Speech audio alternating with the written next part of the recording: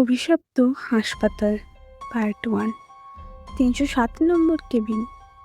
কলকাতার বাইরে এক পুরনো হাসপাতাল ছিল, শান্তি মেমোরিয়াল হাসপাতাল। 10 বছর আগে হঠাৎ করে হাসপাতালটা বন্ধ হয়ে যায়। লোকেরা বলতো রাত হলে হাসপাতালে 3 তলা থেকে রোগীদের কান্নার শব্দ আসে, বিশেষ করে 307 নম্বর কেবিন। কেউ ওই ঘরে ঢুকলে নাকি আর স্বাভাবিক থাকে না।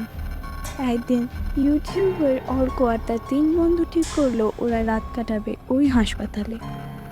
ভিডিওর শুরুতেই অর্ক বলল, আজ আমরা যাচ্ছি কলকাতার সবচেয়ে ভয়ঙ্কর হাসপাতালে। রাত 1টা। 4জন টর্চ নিয়ে ঢুকলো হাসপাতালের ভিতরে। চারিদিকে ভাঙা বেড, রক্তের পুরনো দাগ, দেওয়ালে অদ্ভুত আঁচড়। হঠাৎ করিডোরের শেষে একটা হুইল চেয়ার নিজে থেকেই নড়তে শুরু করলো। এমনি ভয়ে বলল, এটা কি চালাচ্ছে?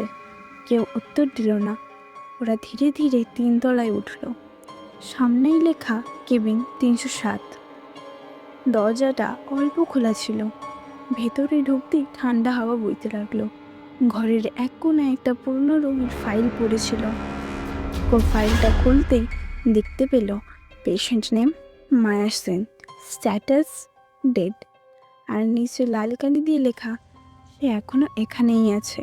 হঠাৎ পেছন থেকে দরজা বন্ধ হয়ে গেল। টর্চ নিভে গেল একসাথে। পুরো ঘর অন্ধকার। তারপর ধীরে ধীরে হাসপাতালের বেডের নিচ থেকে একটা মহিলা হামাগুড়ি দিয়ে বেরিয়ে এলো। তার মুখটা পুরো রক্তে ভরা আর চোখ দুটো সাদা। সে ফিস ফিস করে বলল, আমার অপারেশন এখনো শেষ হয়নি। তারপরে রিমির চিৎকারে পুরো হাসপাতাল কেঁপে উঠল।